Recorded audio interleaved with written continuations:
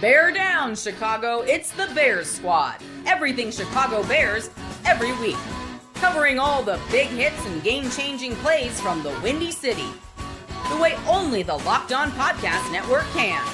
From Soldier Field to the next great chapter, the Bears Squad Show starts now. What's up, everybody? Welcome into the Bears Squad Show here on the Locked On Bears YouTube channel and wherever you get your podcasts on Apple and Spotify. Joe George, Lauren Cox, and Taylor Dahl here with you to talk all things Chicago Bears. We're talking Caleb Williams because, well, what else would we talk about after that Week 1 performance? Ben Johnson being very critical of himself, the return of Jaylon Johnson, and we will preview the Lions game coming up this weekend. Today's episode is sponsored by PrizePicks. Download the PrizePicks app today and use code LOCKEDONNFL to get $50 in lineups after you play your first $5 lineup. All right, guys. Well, now that we've all had a couple days to digest what happened on Monday night, obviously a disappointing game for the team, for Ben Johnson, but for Caleb Williams. Taylor, I'll start with you.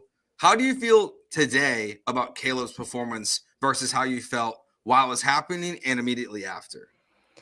Yeah, I mean, I think there were phases of it, honestly. There were moments, obviously, when you start 10 for 10, you feel like you're onto something and you feel like you're like, oh, this is the beginning of this. This is the beginning of a Caleb and Ben Johnson relationship. And so that was the initial. And then there was just a long lull of nothing. And that's when you start to worry a little bit like, okay, was it those scripted first 15 and that's all it was? And once you kind of had to go from there, there were mistakes. But I still think personally going back and rewatching and kind of reading a lot of what other people are saying, both sides, some drastically saying there's a big problem and to put in Tyson Bagent, and another saying, let's be a little patient with what this scheme and what Ben Johnson does. And reminder that Lions started 1-6 the first year that Ben Johnson was calling plays in Detroit. And that was in year 7 of Jared Goff. So he was a lot more comfortable also and had already been to a Super Bowl.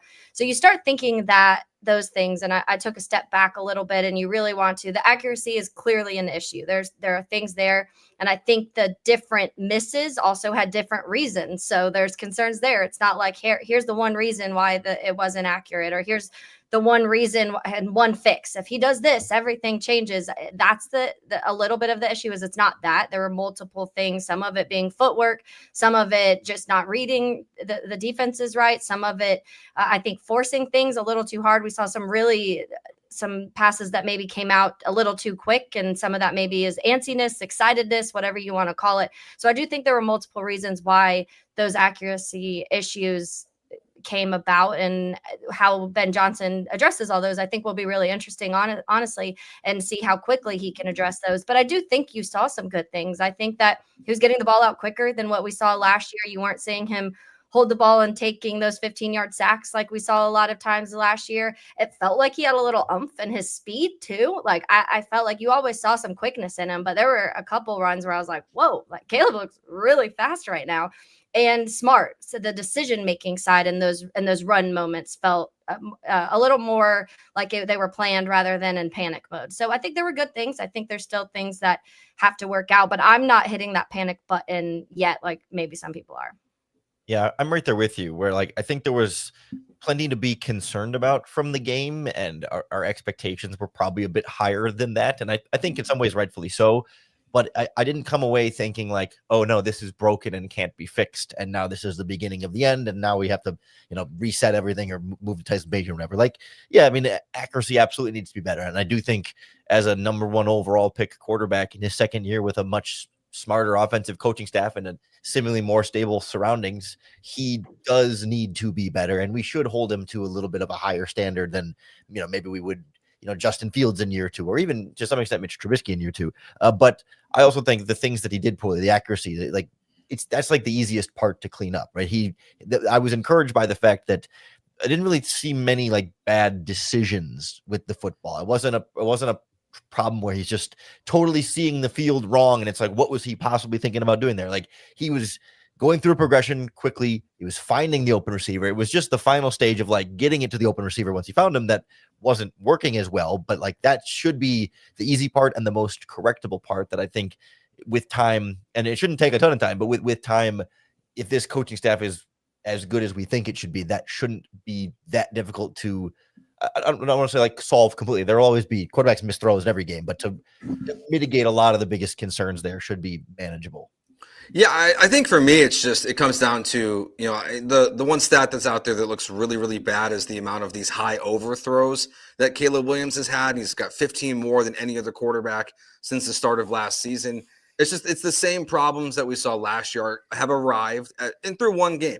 Taylor, I think it's a great point. Like Jared Goff was awful at the start of his run with Ben Johnson. I think Caleb deserves more time than I think a lot of people are willing to give him. I do think from a fan base perspective, like no matter what you think of the article or not that was written by Tyler Dunn, I do think that the work ethic part of that story and then Caleb performing in the way that he did, it does add to the stress of the way the fan base is feeling right now. Now, there's a lot of people who obviously were very defensive of Caleb, and I think rightfully so from what was in that article. But I think it's just all of it kind of together. And also to what you guys both said is how it started versus how it finished was such a dramatic swing in one game. It all felt bad. So I feel okay about Caleb. I'm going to take my cues from the people that really know ball. And Kurt Warner was maybe the most critical person of any analyst last year of Caleb Williams. And his first feedback was very positive about this first game. So it's a lot of up and down. There's no in between with Caleb Williams right now. Yeah.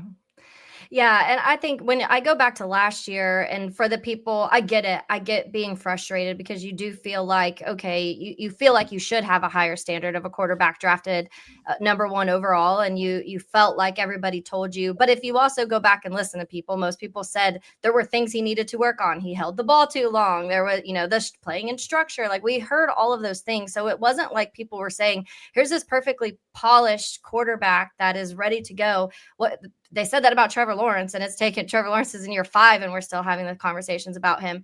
But I think when you go back to last year, a lot of those issues were there, but to me, they never got fixed. That's the problem. Honestly, you saw some good things even late in the season, but you almost saw regression because there wasn't the coaching staff that I feel like Caleb needed to coach him through those things. That's what keeps me positive at this point. I just have to trust in that Ben Johnson and this coaching staff and Declan. I don't really trust Press Taylor, to be honest with you, because of other experiences. But with Declan Doyle, I feel like you trust them at this point and say last year, those things never got fixed. And now you have the opportunity in week 1. Ben Johnson's going to watch this film and show Caleb and say, look, like this is where the issues are. And this is what you need to do. And the perfectionist in Ben Johnson is going to focus on those things that he truly believes will fix that accuracy. So to Lauren's point, I do think that with this coaching staff, it should, and this is hypothetical. I feel like we don't know that. We've never seen Ben Johnson as the head coach. And I feel like you should see quicker changes. You should see a coach that's actually coaching the player and developing a quarterback like we saw him do with Jared Goff.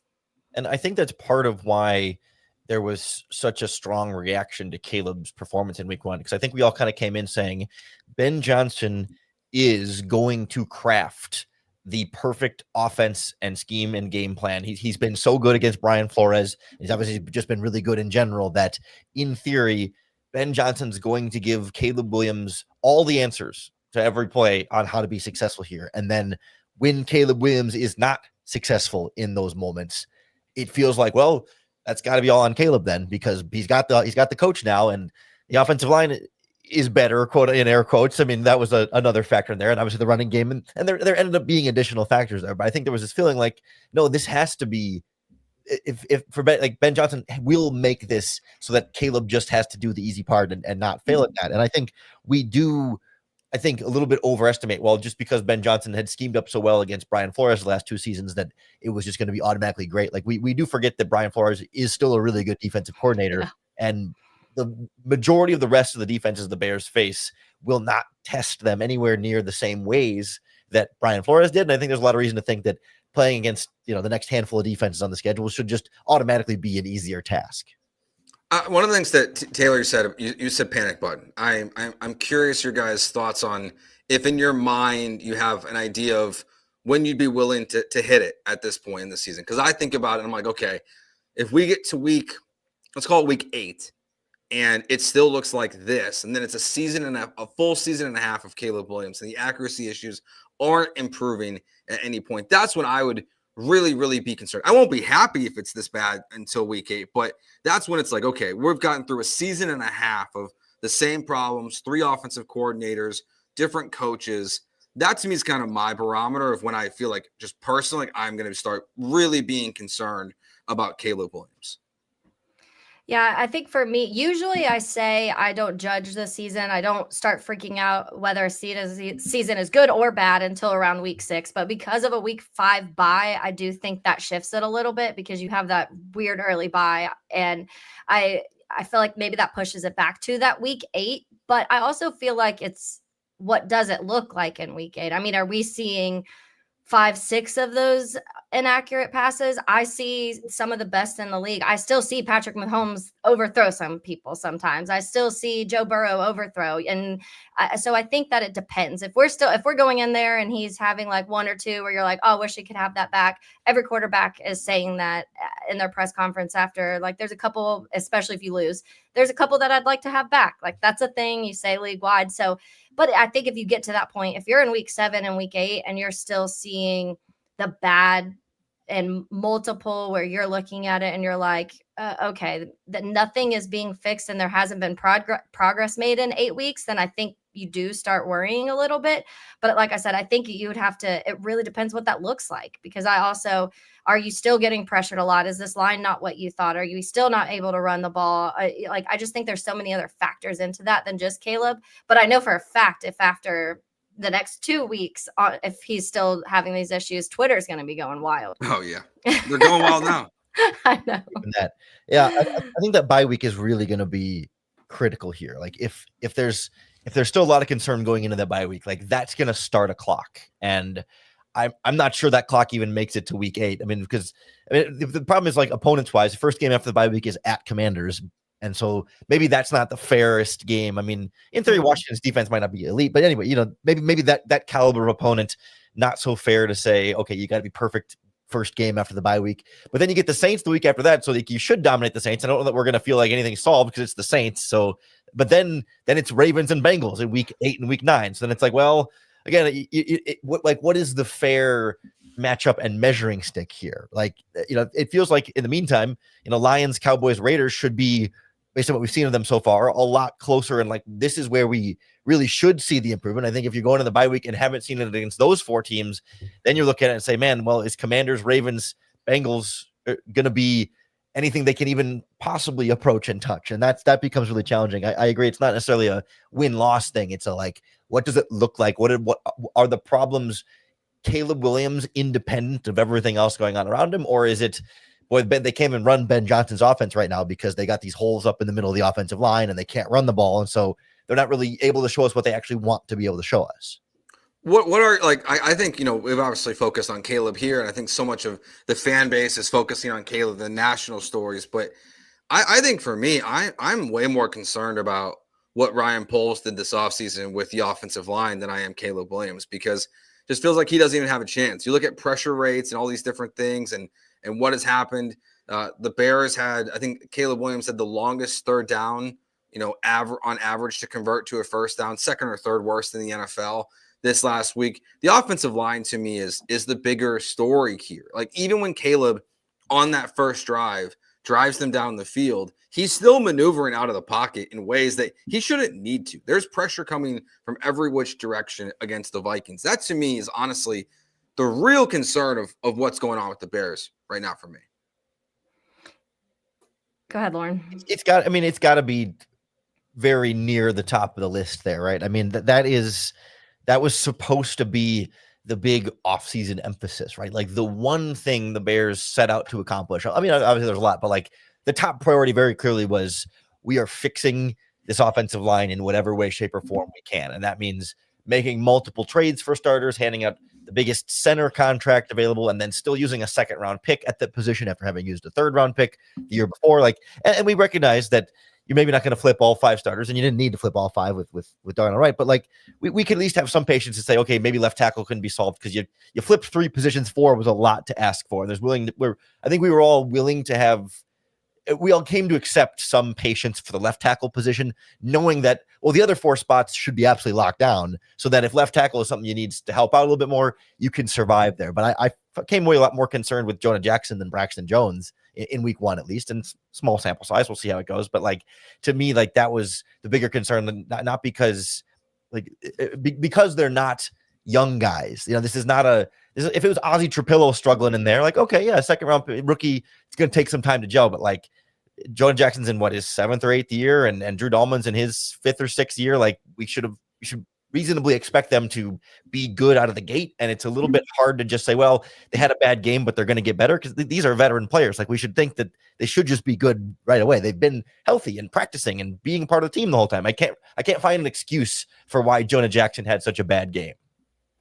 Yeah, and it is. I think for me, that was the one thing that I was, outside of maybe like the cornerback or the DBs in general, that I honestly was like, okay, I'm confident in this position group because of the moves they made. So that was a kind of watching that game and going back and rewatching that game. I was like, okay, this is definitely not exactly what you would want to see at all from the offensive line. I mean, Darnell Wright, I think, had a good game, and we can all talk about the phantom holding and what that does to change the game. And are we even having these same conversations if that play ends up happening and you score and you win?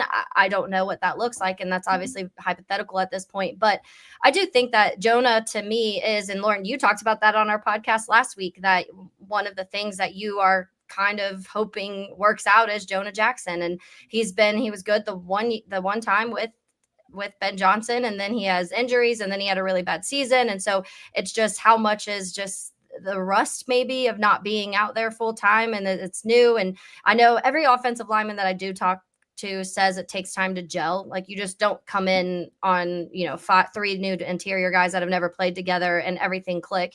And I think that some of that is kind of fed into that, but not enough to excuse the way that they looked for the majority of the game. And you can also be like, oh, well, it's Brian Flores' defense and the way he blitzes. And that's one of the better pass rushes that you'll see, at least with multiple guys pass rushing. You're going to face Trey Hendricksons, and you have some of those guys coming up, which are obviously Michael Parsons, and that's later down the road. But I do think that when you look at it, you hope that the gel part is what's missing. You hope that another game, now they have a game together, that communication starts to click, because any offensive lineman I've ever talked about is that communication is the most important when you're talking about the offensive line, and the cornerbacks are the two that have to be able to communicate and be on the same page. And it just felt like they weren't at all.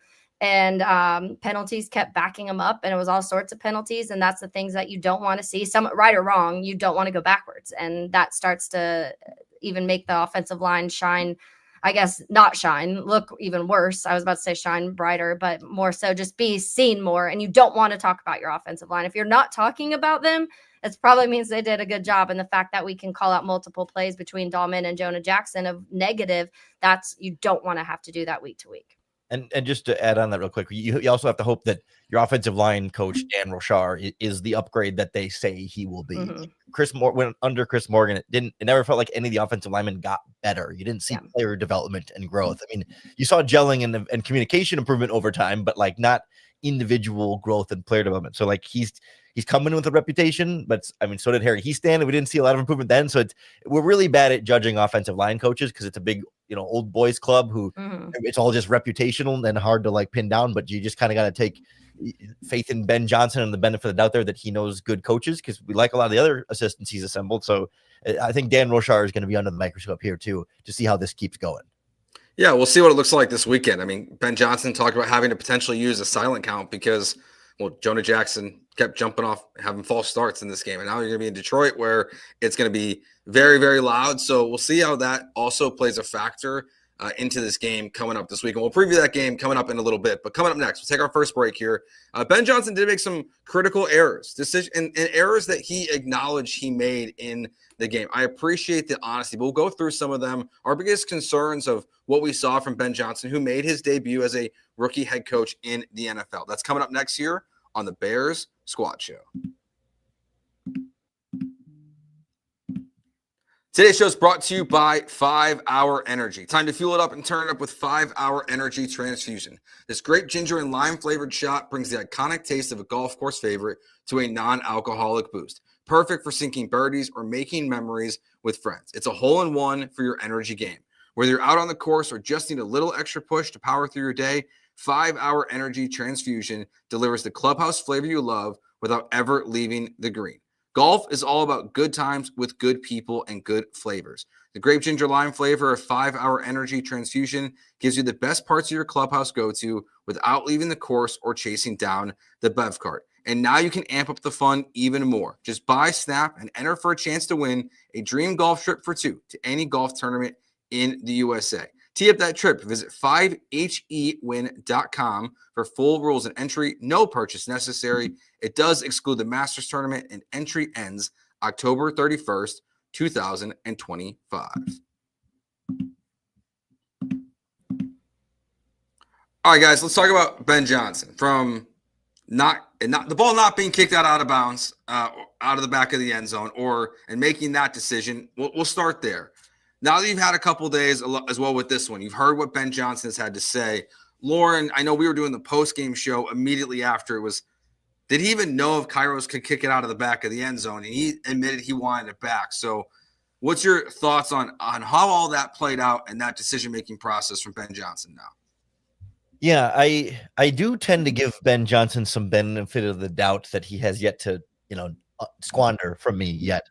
And I think the way I see it, and he hasn't exactly said this, but I think if you're a head coach in your first game, you want to set the tone of, I'm going to trust my players. I'm going to rely on them to, be right and fall on the sword if they're wrong. And so he goes to Cairo and says, hey, can you kick this out of the back of the end zone? And even if Ben Johnson had some doubts, I think it's tricky to tell them, hey, I know you think you can get it out of the back of the end zone, but I don't think you can. We're not going to let you do that. And it's one thing if that's 10 weeks in. He's like, I saw the kick you missed earlier.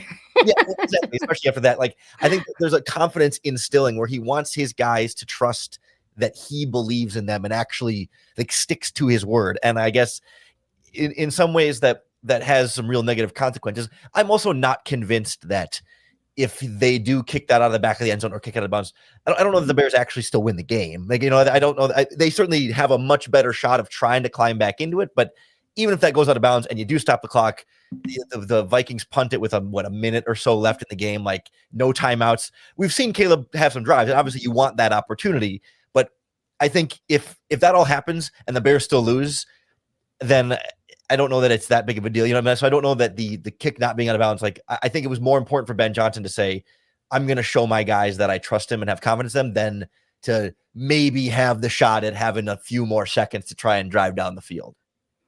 Yeah, I agree. And I was about to say, I think it's a confidence thing. You want to instill that in your players, especially this early on. And that's why you do things like go for it on fourth down early, and you let your guys, you kind of trust them into doing that. There's two things that kind of pop out. Number one, I don't think we give enough credit to Kevin O'Connell for the way that he coaches. He's to me, a top 3-4 coach in the NFL. And that play was one of those. The moment it showed him on the sideline and he's like, come on, let's go. I was like, he's smart and he's been doing this now. And that's the part where Ben Johnson has to get to. We know Ben Johnson can play call. We know he's the mathematical perfectionist that can do all of these things and scheme things. And when you've seen that, but you add the head coaching element to that, and it's still going to be a learning process for him too. There's going to be decisions that he has to figure out when it comes to timeouts, when it comes to those type of situations, when it comes to trusting the player or putting the trust in the player, and also just making that coaching decision. Those are all things that I think come with time for head coaches. And especially when you're a brand new head coach, but you're also coming here to a team that's lost a lot of football games, and there's been a lot of just bad losses in the end, and you don't really want that to happen. So you're hoping that, that this one thing kind of changes things and pivots. And there was a lot of things that went right early, and then it started falling apart. So how much was he just hoping for it to flip again into the Bears side? And so I do think that I'm not worried about Ben Johnson in that sense. You hope that those are things that now he's going to learn from. And I saw the quote today from Richard Hightower talking about if Torrey Taylor could have done it.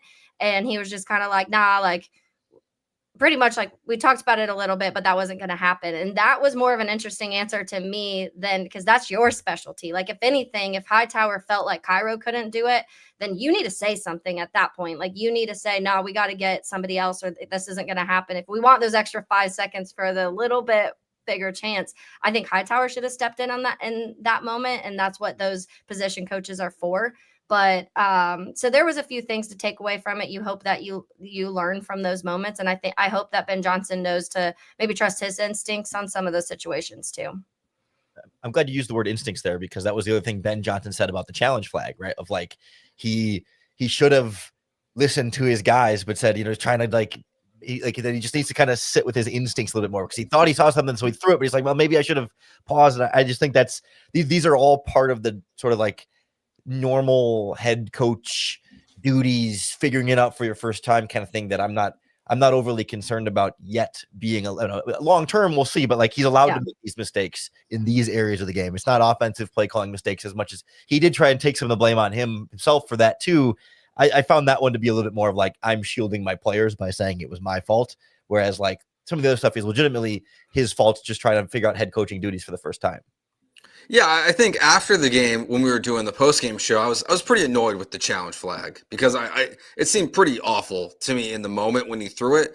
But you're right, you do deserve the benefit of the doubt. It's a little bit different than Caleb Williams. Like, Caleb's been out there for a season and a game now. Ben Johnson's his first time with that red flag in his hand and the ability to throw it on the field. So I think he does deserve grace for that decision for sure. The one part with the game plan that I don't quite understand, and look, you talk nicely about your players in the offseason, but I still don't quite understand why Kyle Monangai didn't have a single carry in this game. And Ben Johnson talked about not running the ball enough, a really kind of weird exchange, I thought, with the media and Caleb Williams today about Ben Johnson saying that. But that's one thing this upcoming weekend, that even if it doesn't work, you got to run the ball more. Like you got to try it more. And if it's not going to work with DeAndre Swift, you got to give it to other guys that are on your roster, because you've chosen not to bring in guys like Jamal Williams and guys we talked about before. Definitely. I mean, I think that's one thing that the best coaches in the NFL are the ones that don't abandon the things that they know once they start working will get your offense going. And that's like saying the Lions. I mean, last week, Jahmyr Gibbs had 9 carries for 19 yards. Do you think the Lions are going to come in here and be like, oh, well, we can't run the ball after 1 week, so we're just going to abandon it? And especially the players that you expect that from, what type, and we had the same issues last year. This is what I hope doesn't continue on, is what type of backs you have. And last year with Rojo and with DeAndre Swift, what they're good at, what they're not good at. Ben Johnson knows that. I mean, he faced this team twice last year, so he knows those strengths and weaknesses of each of those guys. And I do think that the offensive line didn't help. Honestly, the offensive line to me was better at pass protecting than they were run blocking in that game, which I was not expecting that to happen. But I do think that when you have those conversations, you hope the line, number one, is better at run blocking, but you also use your backs. Like, you have a guy and that you give him the ball one time, and granted, like you said, it wasn't a carry, but you get positive yards out of it. Why would you not continue that momentum with somebody who you just drafted, and you have and through the preseason, through the training camp, all of those things, everybody was talking about Kyle Monangai for a reason. And so use those backs in critical situations, and especially short down. And when you get in the red zone, that's where you want to see a guy like Kyle. And I just feel like I don't want to take everything. I don't think there were moments where Swift, towards the end of the game, he was doing everything for a little bit. And so you don't want to completely take the ball out of Swift's hands, but it's completely okay to have 2 backs and use them in where they're the areas where they have their strengths. And it's just especially confounding with Kyle Monangai's skill set in particular, right? Like this, if your offensive line is not blocking well and you need a running back to create yards after contact, like that's his whole thing. Like he's not the biggest or the fastest, but he just doesn't go down easily and bounces off of contact. So I would think if I'm Ben Johnson, I keep seeing, man, there's just nothing. Even if you're not blaming DeAndre Swift, you just say, oh, we're really just not creating anything for Swift. Let's go to the back who's going to take that 1 yard of space and at least give you 3 or 4 on each of those plays, whereas Swift isn't getting you as many of those extra yards from physicality. He made some nice cuts and find his own way to get extra yards. But if a lack of space is the problem, give it to the guy who has shown you in college, at least, an ability to thrive in that area specifically. Taylor, I'm curious. As we're talking about Monangai here, I saw a lot of pushback from fans on just like you drafted Luther Burden, you drafted, Colston Loveland, and they're MIA in this offense. And Ryan Poles chose not to invest in other positions. But what did you think of their lack of involvement, it seems like, in the game plan this weekend? Yeah, the Burden one I'm not surprised about just because of the way the offseason went. You barely practiced, you weren't with this team much at all, and you clearly saw some frustration from Ben Johnson. So not saying Ben Johnson's like punishing him, but he probably feels he's not up to speed with his offense. If some of these guys are already struggling and they were out there every day at camp, Luther Burden's definitely not ready to run this offense super efficiently. So I wasn't as surprised with that one, but a Colston Loveland, I think I am. And honestly, both tight ends, because all we heard was how much more two personnel will run, and you'll see both of these guys so much. And I just didn't feel like I saw a ton of either of them. But when you draft a guy in the first round in Colston Loveland, and also Tyler Warren went out off this last week, so that's another thing that we're going to have to hear about constantly. But I do think you want to put them somewhere in your offenses, fit them somewhere. And I know I don't know Ben Johnson's mindset of if he's trying to see which tight end, whatever, if it's connection with Caleb, maybe that was it. It's game one. Caleb's already played with Cole Kmet in games. Let's give him the people he's comfortable with. That's why Swift was out there more. That's why Kmet was out there more. Him and Rome, we know, have that connection. So they had a couple of those big plays together. Maybe that was it. Maybe he wanted to give Caleb some of his safety blankets from last year that he was more comfortable with. That's just me guessing of a possibility of why we didn't see them. But you definitely want to see more, at least more Colston Loveland the next couple weeks, or I feel like you did waste a pick and on when you had other holes that you could have filled. Yeah, I wonder how much of it ends up being a little bit specific to a Vikings game plan against a Brian Flores defense where you leave those tight ends in to chip and release a lot more. And so then maybe that's not where Caleb's eyes are going because they're not a quick option for them coming out of the backfield. I was just pulling up the snap counts from the game. Looks like out of about 67 plays, Colston Loveland was on the field for 38. So a little bit more than half. He did play more snaps than Olamide Zacchaeus, who was at 30. So they used two tight ends a little bit more often than three wide receivers, but it was a lot more of a 50-50, closer to a 50-50 split right there for sure. And I just wonder if it's some of it is like we can't put Colston Loveland in the full open up and do everything role in week one as a rookie who's technically, a number two tight end option in there. Like I'm willing to have some patience in terms of like production there from those guys and kind of chalk up some of it to just being like, hey, yeah, you're not necessarily operating the full Ben Johnson offense the way you want to against Brian Flores. It's more like, no, we got to adapt to this specific defense and have different answers for them than we will, in theory, than the majority of the weeks moving forward when you can open things up and dictate a little bit more what you want to do as opposed to responding to what the defense is doing. Before we go to break, we got a comment here from a noted Vikings fan apparently in the chat, but I'm curious your guys' thoughts.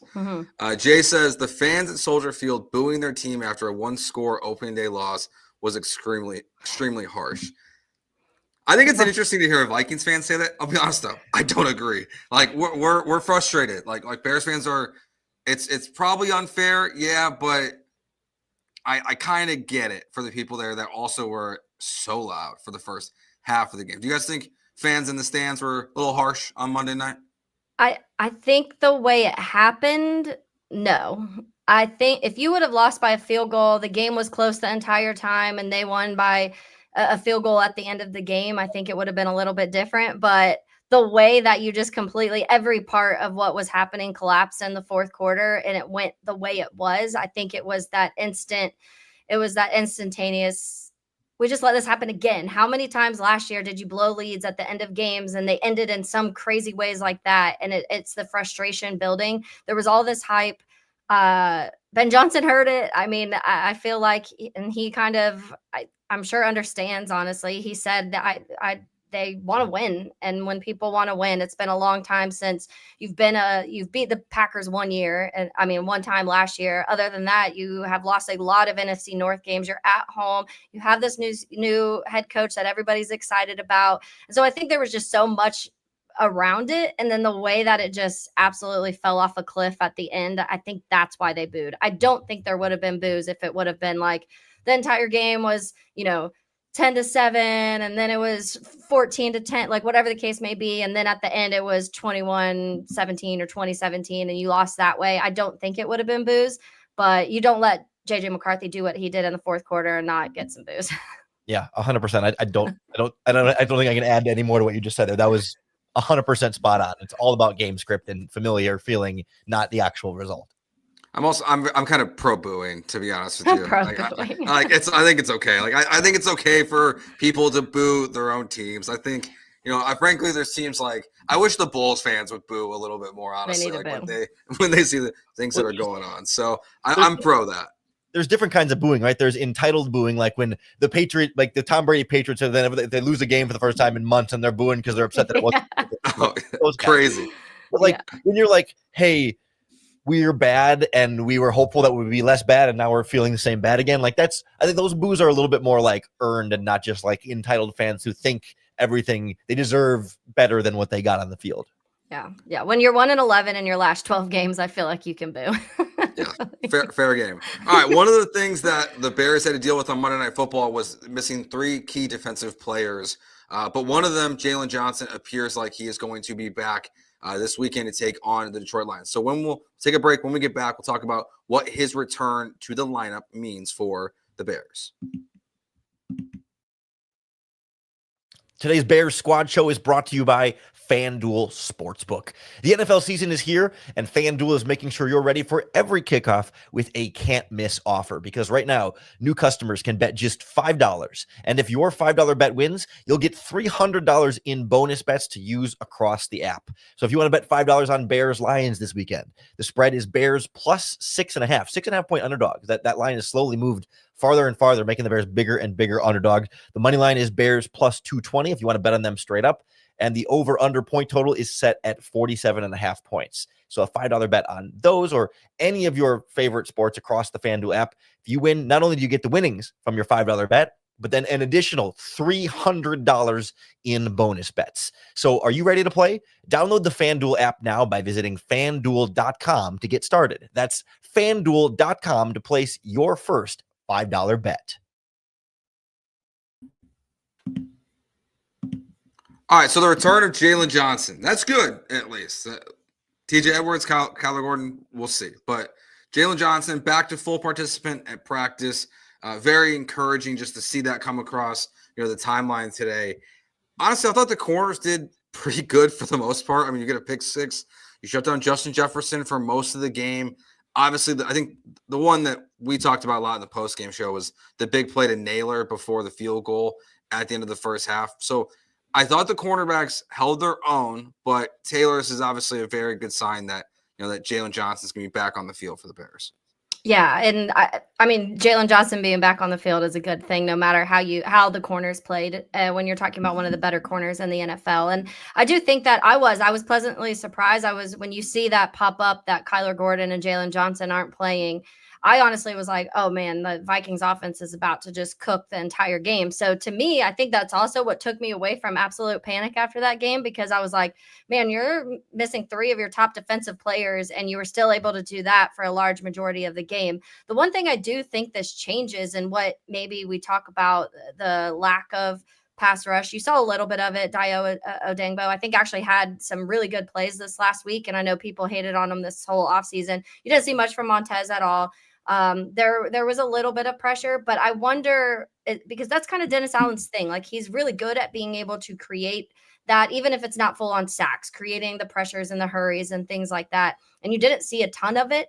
And so I was a little, and they were missing 2 of their offensive linemen, I'm pretty sure. So I was a little worried about that. But the more I thought about it, the more I was like, how worried was Dennis Allen to send guys and kind of create some of those blitzes and the pass rush without Jaylon Johnson and Kyler being back there? And I wonder how much that affects things. Having Jaylon Johnson back and be like, Goff, throw the ball, try and get it to Amon-Ra and let him send some guys. So that's what I'm wondering. I'm wondering if we'll see more creative ways of having more guys going after, putting 7, sending 7, having 7 up front, 8 up front, whatever, sending some extra guys, seeing Jaquan Brisker go after the quarterback, seeing some of the creative ways to create pressures with more confidence that your secondary with Jaylon Johnson can hold up.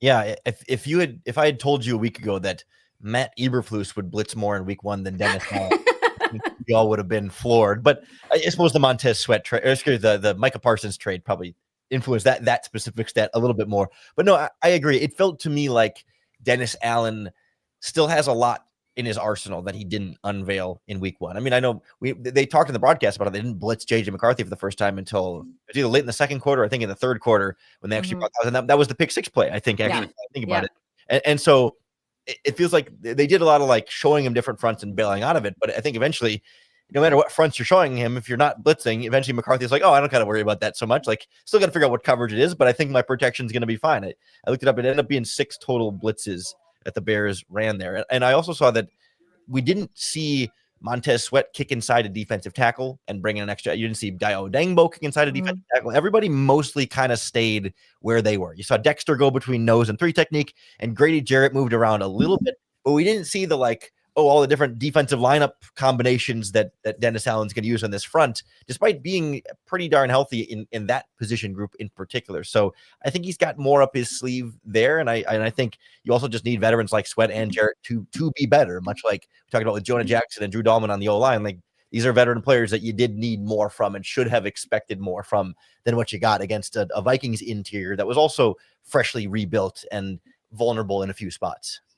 Yeah, I mean, early it was nice. So Dangbo got to McCarthy, Dexter got to McCarthy. Like there's little moments in this game, but I think that's, to me, is still the larger picture of is what you just said, is the veterans that you have on your offense that you're banking on, and the veterans on your defense that you're banking on that have been either been here or just brought in and didn't really produce. That, to me, is the part where all the Caleb Williams discourse aside, like all of that, it's the veterans on this team that can help the situation. Feels like just kind of a letdown, honestly, from what we were all hoping for. Just for one game. We'll see how it gets better. But for one game, it was not great. Yeah, because I feel like there were guys that, like a Noah Sewell, who I felt like I was pretty impressed with him stepping in, because it did feel like, not saying he's a TJ Edwards, but to me, that was one of the things I was more worried about. I was like, I don't know if I trust the linebackers if TJ Edwards isn't playing. And I think Sewell played well. You saw it wasn't the one thing, I don't think anybody had that full 4 quarters that you'd want to see from them, but I think you saw some flashes from guys like him, and we're talking about Dayo and some of those other guys and Wright, and so it was all of the younger guys that you were seeing these big moments from, and the kind of like some of the moments that you felt like were going to change the game. And it was not a Montez Sweat, it was not a Grady Jarrett, it was not Dahlman, it wasn't those guys that you felt like were making the positive impact. It was the younger guys. And so you do want to see that flip. You want to see the veteran guys kind of take over control, especially when the wheels start falling off, because that's when they have the most experience in those areas of being able to be like, a lot of game left, when there's still 12 minutes left, you don't have to feel like everything's crumbling and falling apart. And maybe sometimes for the younger guys, it does feel like that. And one of those guys that I don't think has gotten enough attention for playing well, and not that he was like special, but just like Tyreek Stevenson had a pretty good game. Like it seemed like last year we were always good for like one bad Tyreek Stevenson play per game, and usually one good Tyreek Stevenson play per game. But for him, like, for as quiet of a game as he had, I think he had a nice pass breakup in there at one point when he was tested, and gives up a catch or two here or there, but largely like he seemed to be able to kind of hold his own and do his job well, which I was encouraged about. It feels like there's been some progress coming from him on that side. So then you add Jaylon Johnson back in, and then Nashawn Wright in theory to the bench, and it just leaves my big concern is what you're doing in the slot against Amon-Ra St. Brown then, because it's going to be that primary matchup, and it's probably going to be Nick McLeod again as your slot corner. Josh Blackwell was limited for the first 2 practices, so maybe he'll be good to go. But even if it's Josh Blackwell, like, I would really strongly prefer Kyler Gordon against Amon-Ra St. Brown, and I don't think that's going to happen. Tyreek Stevenson kind of falls into that category now of what Taylor was talking about earlier with the offensive line, which is just, unless he's forcing a turnover, I don't want to hear Tyreek Stevenson's name for the most part, because it just feels like every time we did, to what you were saying, Lauren, it's something bad. But that hit he put on Thielen was a huge play in the game. So that's where, again, there's things about the defense. Like, I think Byer didn't have the best game. To your point about Noah Sewell, he was really good except for that wheel route on Aaron Jones. Got absolutely cooked by that one. I mean, that's one where I think the Kevin O'Connell advantage kind of showed up. It felt like they were setting that one up for a while, and they felt like that they knew that they could get that play. So that's one weakness for sure that stood out for the defense in that one. And Sewell missed a couple of tackles in there too that, it's where he's got the instincts and he's right there and he just doesn't quite finish. And you're like, okay, it's his first start. I'm not going to kill him for it. But at the same time, if TJ Edwards is going to be out, you need him to be able to be better in those. Yeah, All I right. do think. Good. Sorry. Oh, I was just gonna say, I do think towards the end it did start feeling like, to your point, Joe, of the genius of Kevin O'Connell and just how he wore everything down towards the end. It felt like he knew what exact plays if this defense started getting tired, especially with the backups in that we had, that he knew how to take advantage of those moments. And that's exactly what you saw late. You saw it with the 2-point conversion, how that ended up happening. It was just a lot of like tiredness by the end and a lot of guys who are usually not starting, and he knew how to take advantage of that perfectly. Was that at all concern you from a like an effort energy standpoint? It just kind of felt like some of those familiar like fourth quarter of the defense. I'm not going to say gave up or quit, but just like they were getting the physicality of the Vikings offense was like pushing them even farther back. They just didn't. Kevin Byard was taking some really bad angles, and it just felt like they were getting pushed over, and they didn't have the same kind of energy and juice that they did in the first half. And I had sort of expected better from a Dennis Allen coach defense and a defense with some veteran players at all three levels like this one. I think my concern is it almost becomes an offensive concern. Like if you're going to keep going 3 and out on 3 incompletions and no time's coming off the clock, like you got to help your guys out. You got to at least put together, 8 to 10 plays, even if you barely cross midfield before you're punting it, deep into the field. But that to me is, I'm going to give them a benefit of doubt a little bit, I think, on that one. Because it's like everything else we've been talking about. Same problems as last year, but just so many 3 and outs and such little production from the offense. It really felt like they were just worn down in that first game. Yeah, it was interesting to me because everybody I've talked to about Dennis Allen's defenses in New Orleans, they all said be a little patient because he is kind of bend don't break early on, and then we'll turn up the heat later in the games. And it almost felt opposite this last week. Like it felt like he was full go and everything was working really well. And I know you said he didn't blitz until that pick 6. So that, not that type of thing, but it just did feel way more physical early on, and then kind of took a step back and felt a little more what we've seen in the past, which you don't want to happen. The letting those easy chunk plays happen, and they started to add up really fast. And so that's what more so interested me, because I was like, it's opposite from everything I've heard of what a Dennis Allen defense will look like and has looked like. All right, we'll take our last break here. When we get back, we will preview the upcoming game for the Bears against the Lions. You can't just move through life, or you can find the things that move you. It's your choice. You can choose to get out there, choose your people. You can choose to go for it, like really go for it. Just choose to do something that moves you. Mazda crafts cars for those who do more than simply move. Mazda, move and be moved. All right, well, this game feels like there's some spice to it. Amon-Ra is not holding back about how Lions fans and the players should be treating Ben Johnson this weekend, booing the bleep out of him, is what he said. But the Lions also weren't very good in their game, guys. It's a lot of people think it's the Ben Johnson effect, and maybe it is, losing both Ben Johnson and Aaron Glenn. Laura, I'll start with you. From a Lions perspective or versus the Bears, how do you feel like this game right now is going to play out this weekend? Yeah, it feels like both of these teams are having a lot of the same issues and trying to correct a lot of those same issues now against each other. Like the Lions had interior offensive line troubles with a new lineup there, and some of their veteran interior defensive linemen didn't have the performance they wanted in week 1, and the communication stuff under center for Jared Goff and getting guys lined up correctly, like all those things everybody needs to correct in this game. And I find myself torn because on the one hand, I'm not just going to grant the Bears full benefit of the doubt. They're like, oh yeah, they'll figure it out, because like it's still the Bears. Like as much as Ben Johnson gets the benefit of the doubt, I still need to see him actually fix the things before I can like really confidently predict a Ben Johnson like victory right away. But also, it feels to me like the Brian Flores effect and coming from Brian Flores to this should be a natural improvement for the Bears offense in a way that I'm not certain that going from the Lions playing Jeff Hafley's Packers defense to the Dennis Allen Bears defense, like I don't know that just the schematic differences is going to make everything so much easier for the Lions offense. So I think there's a clearer, cleaner path for improvement for the Bears than the Lions, but I still just can't bring myself to trust the Bears until they actually show me that they can beat the Detroit Lions. The Lions are still a talented football team. So like I can't, there should be the quote unquote more talented team. So I can't trust until I actually see them do it.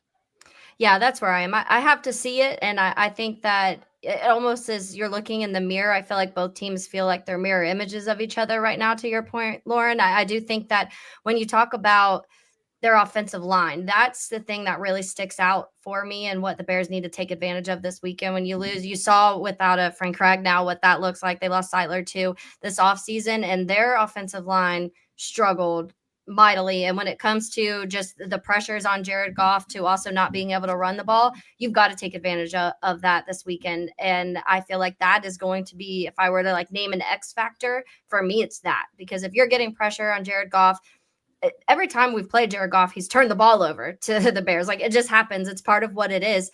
Get more of that and then take advantage of those moments and actually score. If you can score off of getting those turnovers, that's been some of the Bears' problem in the past, is even when they get picks, you're 3 and out after that. And so what does it matter? You've got to score. You want to get those points after. But I do think that's just going to be such a big thing, because right now that looks like their glaring weakness. I'm not convinced that I saw some of the Lions stuff today. They were having like Aiden Hutchinson drop back into coverage and do some kind of funky stuff this last week. And they're like, we're not going to do that anymore. We're just going to let him pass rush and do what we know that Aiden Hutchinson's good at. So I do think they'll kind of go back to the Detroit Lions defense that we knew last year. And because it is a protege of what Aaron Glenn was. So I do think there is still that familiarity of what it can look. It's some subtle changes you may see. And last week, I think maybe they kind of forced it and tried to change a lot. And I see them maybe gradually going back to what you saw last year, which there were moments that the Bears looked, could score and do a lot of things against that defense. So you know how to take advantage of that. And obviously Ben Johnson went against that defense in practice all the time. So I do think there's advantages there. But to Lauren's point, I'm hesitant because it's just you haven't done it in a long time. And until you do it, I don't believe you can. Yeah, it's the Lions you guys nailed it. The Lions, bad week 1, didn't look good on offense, didn't look good on defense. Going in, you're like, okay, the Bears should be able to, in theory, like go in there and attack the Lions in the same way the Packers did offensively and defensively. The Bears have a better wide receiver room than the Packers do. They have lesser of a running game, and Josh Jacobs was obviously very good, but you have what you think is a good quarterback is not as good as Jordan Love right now. So you think it should all work, but it's wait and see. You got to earn it. As much as we're excited about Ben Johnson, Dennis Allen, and Caleb Williams, you got to go there and earn it, especially after that week 1 performance. Go ahead, Lauren. You have something? Yeah, the thing I keep asking myself is like you got to ask yourself, what's more likely? The Detroit Lions start the season 0-2 or the Chicago Bears start the season 0-2? Yep. I feel like we win that. It's such a hard thing to overcome. And I love it for the Lions, but we'll see. Yeah. Well, and especially because last year the Bears were 4-1. So it's like, it's not even like we had this terrible start last year. Things just fell apart oppositely. And then I do think that if you go back to that, I said earlier, the Lions being 1-6 in that first year with Jared Goff and Ben Johnson, does it look like that? And I hope it doesn't. I hope we're not starting 1-6, because there are going to be panic buttons hit at that point here because of that. But does it? And if it does, are you seeing the progress that you saw in Detroit that first year? Or if you are 1-1 after the Vikings, Lions, and you're in the NFC North, and let's say hopefully Green Bay loses tonight, things look drastically different next Monday when we're talking about the division in general and how you feel about the team. What's the one thing that you want to see the biggest difference from week 1 to week 2 in the Bears? Any direction you want to take it. I can start this one off. The penalties. It's got to be fixed. Like you don't have 12 penalties. You might have beat the Vikings. The phantom hold aside, Caleb Williams, that disaster Will Levis throw that he had trying to get across the line of scrimmage. Like if that doesn't happen, maybe they make that field goal and the Bears do win this game. So that's to me the number one thing that they've been harping on it all offseason. Ben Johnson was clearly very upset about it in his post-game press conference the next day as well. Like it's been a problem all offseason. That has to get fixed. Not to pick on one guy, it starts with Jonah Jackson. Like, figure the count out, dude. Mm-hmm. Like, I can't believe he kept jumping off sides like that. It was shocking. So penalties is the number one thing that I want to see. I can handle a loss, but losing with 12 penalties and 127 yards is tough. Yeah, I think that feels like the most in their control, easy to correct thing, right? We talk about like what you want to see improve the most. Like, I don't know that that's the thing that gets them the closest to victory improvement, but just like the thing that like you can feel like, all right, there's some real coaching and accountability and improvement here at the thing that should be the lowest hanging fruit to just like, hey, let's fix the easy stuff first. It's maybe harder to fix Caleb Williams' accuracy in 1 week, but penalties and snap count stuff, you should absolutely be able to fix in 1 week. I think if there's one thing that I want to see improve the most in terms of contributing the most to a victory against the Lions, it's going to be the pass rush. Like if we all know the story on Jared Goff has always been, if you get pressure on him, especially up the middle, he falls apart. And the reason the Lions have been so good for 3 years is because that offensive line has been so good that you've been really hard to get pressure on Jared Goff. But the Packers got a ton of it, and the Lions offense completely imploded. So the Bears need, well, great, Jarrett's missing practice. He might not even play, but Gervon Dexter, Chris Williams, Andrew Billings, everyone in the rotation, kicking Odengbo inside, Sweat inside, blitz up the middle. Like, you got to get pass rush on Jared Goff. And it wasn't good enough on McCarthy last week after the first couple of drives, and it absolutely needs to be better in this if the Bears want to win. Yeah, I'm definitely there, I think, with the pass rush side. I do want to ask you, because going back, Joe, to your answer, should it be comforting to people then if you were to tell somebody a month ago that the Bears were losing week 1 to the Vikings, but they didn't have Jaylon Johnson, Kyler Gordon, TJ Edwards. They had 127 penalty yards. Caleb looked kind of bad for the majority of the game. They couldn't run the ball. Would you believe they only lost by a field goal? No. Yeah. No, I think it'd be way worse. You think it sounds like a 20-point loss, right? Yeah. But still, in a way, it feels just Hurts. right because they had that 17-6 lead, and then it all fell apart. And even the block punt too. It's like everything that went wrong in week 1 could have gone wrong. It was like, it almost feels like in a way like it can't go that bad again, guys. But never count out the Bears. They'll surprise you. You never know. Yeah. It feels like special teams also, like penalties and special teams are the things that would have the fewest excuses, right? Like with special teams, it's vast majority of the same guys. Obviously, same kicker, punter, holder, long snapper from who at least was here last season. But even like the coverage unit guys giving up those bigger returns to the Vikings. Like the Bears have some turnover at the bottom of the roster, but you still have Daniel Hardy and you still have Noah Sewell and you still have even Jaylon Jones is back. Like he had even left and comes back. Like a lot of the same guys on the coverage unit that you counted on last season making mistakes, with the same coach or the same coordinator making some mistakes there, and the same guys blocking for the punt that ends up getting blocked. Like that's one of the things too, where at least with the offensive defense, it's like, well, it's been first game in Ben Johnson's system and new receiver here and there, and new offensive linemen getting to know each other. You can talk yourself into slower starts for that group, but like special teams, I'm really struggling to say, oh well, first game jitters for Cairo Santos, like not the case. Yeah. That is going to be a conversation, though, I think, for if he misses another. You can't have a kicker at this point in the NFL that can't make a 50-yard field goal. It sucks because Cairo, as a human, is fantastic. He's fun. He has the energy. And, we talk about that under 50. He's one of the best in the NFL, but you have to, when there's other guys making 59s and 60s on a regular basis, it's kind of hard to count on that. But I honestly have been a little bit disappointed in the special teams throughout the preseason and week 1. Like that, I just felt that was one of the things I was like, that's the one coach retained in Hightower. And like, that was something that you've been able to kind of count on. And I just feel like it's fallen apart this last month, even in the preseason game. So that is something that you hope kind of takes a step up. Yeah, I'll be curious how long the Cairo stuff, how long he could last with the Bears, because you're seeing like the 49ers are moving quickly, right? They sign our old friend Eddie Pinheiro. Like I think he's their kicker now because the kid they drafted was not very good in week 1, and it was a disaster. Like, I don't know if you guys watch Red Zone at all during like the 12 o'clock window. This new kicking ball thing, it was all I was seeing was missed field goals left and right. But Cairo's he's going to have to be better if he wants to keep his job. Because if not, like I think the Bears will kind of be forced to look elsewhere in that market. It worries me a little bit because we're already seeing other teams make kicker changes that like your options get worse and worse. Yeah. Replace Cairo Santos. So you go back to Jonathan Kim from the preseason, who I wasn't. He's got a stronger leg, but like I wasn't like, wow, there's a real NFL kicker ready to take over for Cairo Santos just yet, or you're scraping the bottom of the barrel of the free agents, or do you take a chance on one of these other cast-off kickers from these other teams that already got cut? Like Jake Moody.